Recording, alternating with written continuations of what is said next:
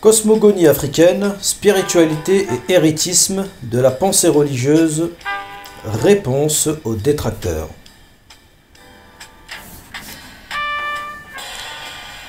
Par Abdullah Anewar, chercheur en cosmogonie et histoire africaine. Ceci fait suite à une campagne de dénigrement par les tenants de l'islam traditionnel à l'encontre du frère Kémi Séba, remettant en question ses choix spirituels. Aussi surprenant que cela puisse paraître, le frère Kémi Séba a toujours revendiqué d'être dans une démarche œcuménique ésotérique, pour ne pas dire exotérique. D'autant plus qu'il fait remarquer à bien des égards les différentes matières d'études et méthodologies qui sont la clé fondamentale dans ce rapprochement initiatique, tout comme le contenu et le contenant, le verre et l'eau, sont indissociables. Ce qui m'amène à exposer sur la cosmogonie africaine.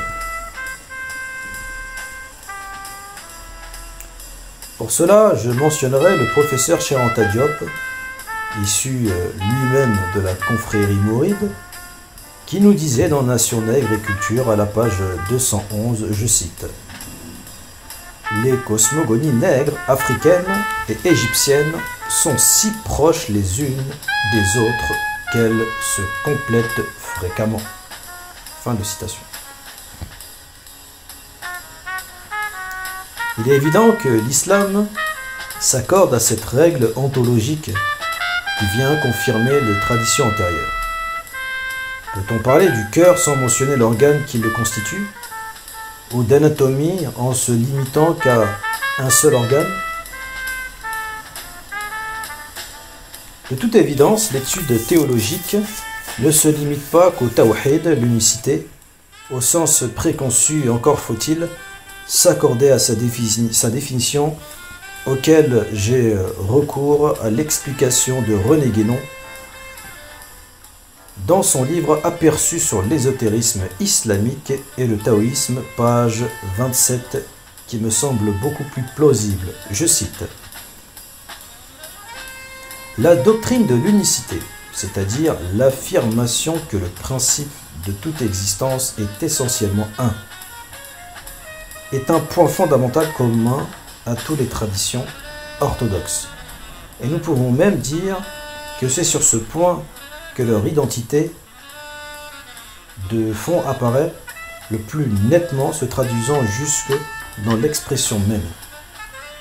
En effet, lorsqu'il s'agit de l'unité, toute diversité efficace, et ce n'est que lorsqu'on descend vers la multiplicité que les différences de forme apparaissent, les modes d'expression étant alors multiples eux-mêmes, comme ce à quoi ils se rapportent, et susceptibles de varier indéfiniment pour s'adapter aux circonstances de temps et de lieu.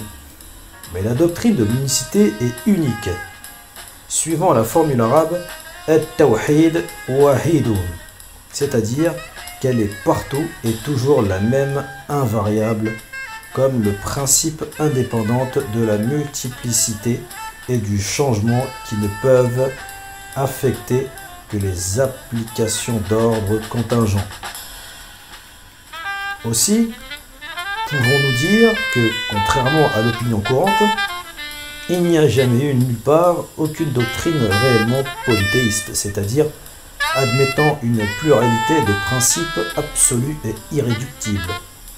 Ce pluralisme n'est possible que comme une déviation résultant de l'ignorance et de l'incompréhension des masses, de leur tendance à s'attacher exclusivement à la multiplicité du manifesté, de l'idolâtrie sous toutes ses formes, naissant de la confusion du symbole en lui-même avec ce qu'il est destiné à exprimer, et la personnification des attributs divins considérés comme autant d'êtres indépendants, ce qui est la seule origine possible d'un polythéisme de fait.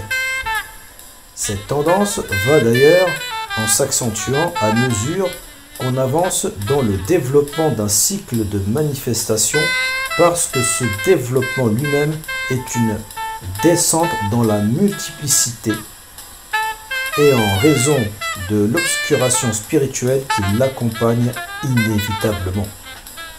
Fin de citation.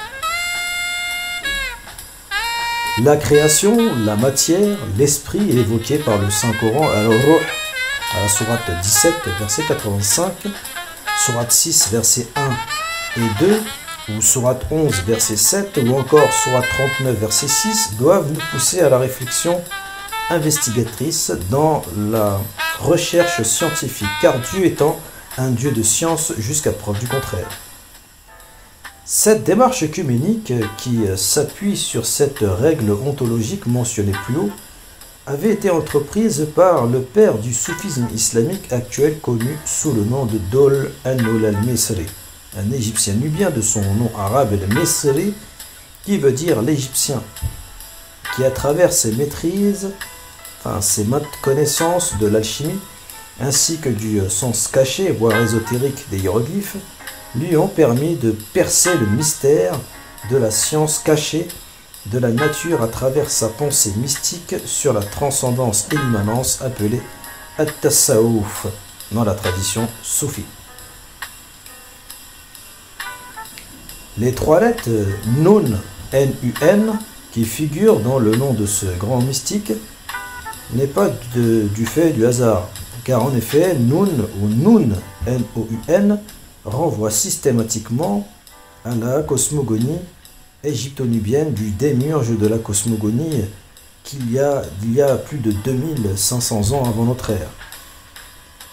Car à l'origine, les anciens posaient la matière sous forme d'eau abyssale, matière qui va prendre conscience d'elle-même, se manifester en tant que création, figure multiforme de tout ce qui est, de tout ce qui existe ou existera. Autrement dit, l'idée selon laquelle Dieu ne se limite pas dans l'étendue de son rayonnement n'est pas fortuite, ce qui nous amène à l'explication concluante des attributs de Dieu et ce qui en ressort à travers la cosmogonie Yoruba. Suivant le récit du professeur Cheikh Anta Diop à la page 370-374 du livre Nation Nègre et Culture, chapitre Les origines égyptiennes des Yoruba, qui cite les propos d'un professeur J. Olumide Lucas, je cite: « D'abondantes preuves des rapports intimes des anciens Égyptiens et des Yoruba peuvent être apportées dans ce chapitre. La plupart des dieux furent bien connus des Yoruba à un certain moment. Parmi ces dieux sont Osiris, Isis, Horus, Shu, Sout, Tot, Kepro, Amon, Anu, Komsu, Knun, Kopri, Hathor, Sokaris, Ra, Seb, les quatre divinités fondamentales et les autres, la plupart des dieux vivant sous leur nom ou sous leurs attributs ou sous les deux. Ra survit chez les Yoruba sous son nom égyptien de Ra-Ra. Lucas cite le mot Irawo, qui désigne l'étoile qui accompagne le soleil quand il se lève et qui est composée d'une voyelle préfixale caractéristique du Yoruba, qui est langue essentiellement phonétique selon l'auteur. Nous dirions, comme toutes les langues africaines, de Ra, qui est le mot égyptien de Wo, se lever. L'auteur estime que le mot Ra-Ra, qui signifie pas du tout en Yoruba, laisse supposer qu'autrefois on jurait par ce dieu. De même, le nom de la divinité lunaire Kunsu se rencontre chez les Yoruba sous le nom Osu, la lune.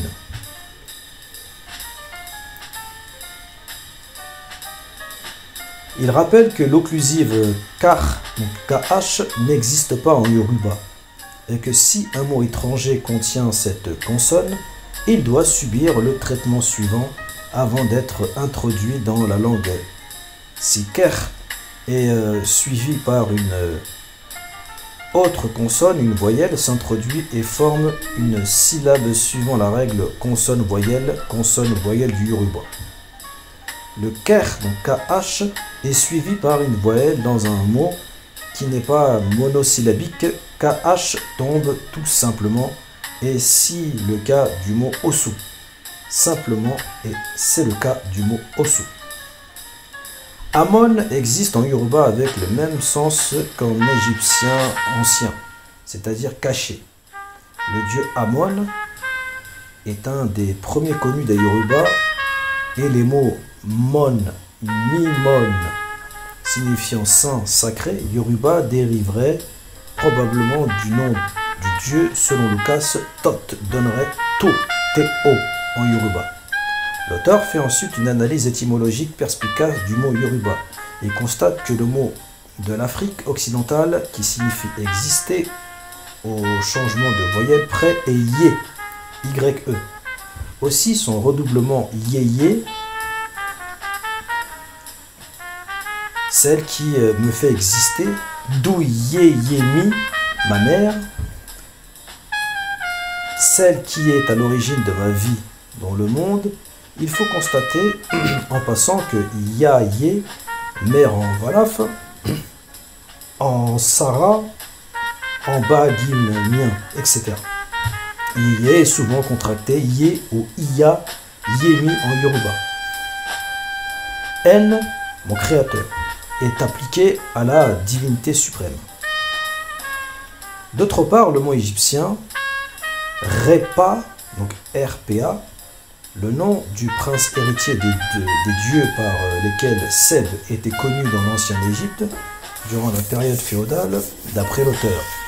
Repa aurait donné Ruban, selon deux règles de la langue yoruba: introduction d'une voyelle entre les deux consonnes et changement de P en B.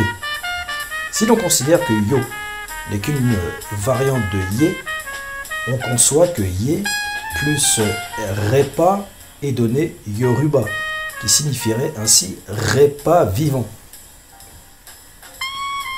Dans le domaine de l'identité des croyances religieuses, l'auteur cite l'idée d'une vie future et celle d'un jugement après la mort, la déification du roi, l'importance accordée au nom, la forte croyance en une vie future, la croyance à l'existence d'un esprit gardien qui n'est qu'un aspect du cas.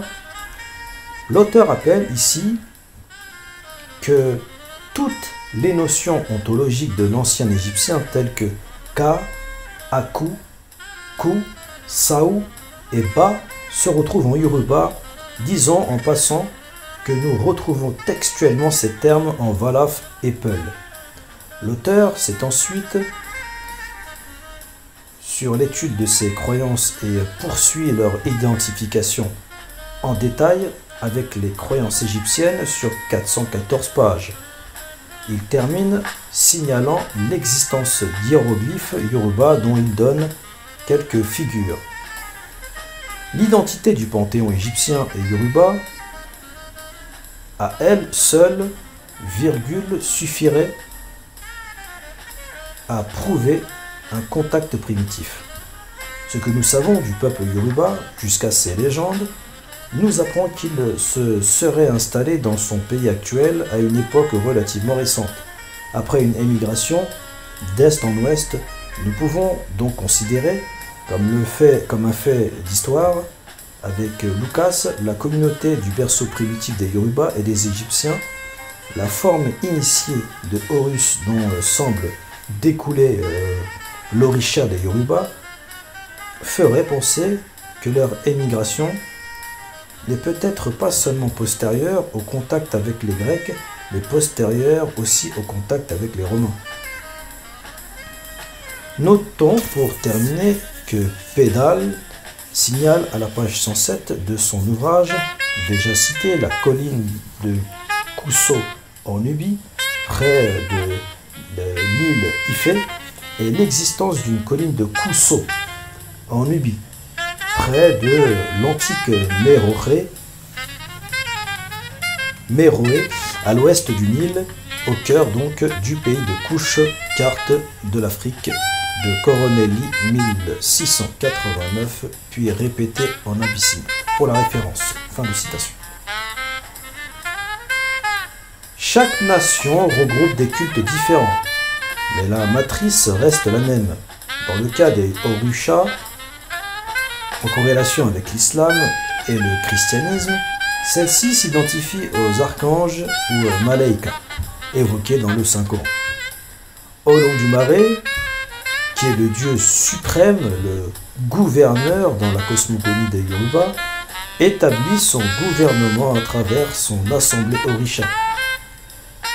Il y a l'Orisha Virginie Lamien, autrice de la tradition afro-brésilienne, dans son article « La religion des Orishas », sur le culte des Orishas, nous dit, je cite, qu'elle comprend de nombreuses divinités, chacune ayant des attributs uniques et des liens particuliers avec la nature. Parmi les principaux Orishas, nous trouvons Obatala, le dieu de la pureté et de la paix, Eshu, le messager et gardien des chemins, et Ogun, le dieu du fer et de la guerre, Yemaya, la déesse des eaux et de la maternité, Oshun, la déesse de l'amour et des eaux douces, et Shango, le dieu du tonnerre et de la justice, sont également des figures centrales. Chaque Orisha possède des attributs spécifiques. Fin de citation.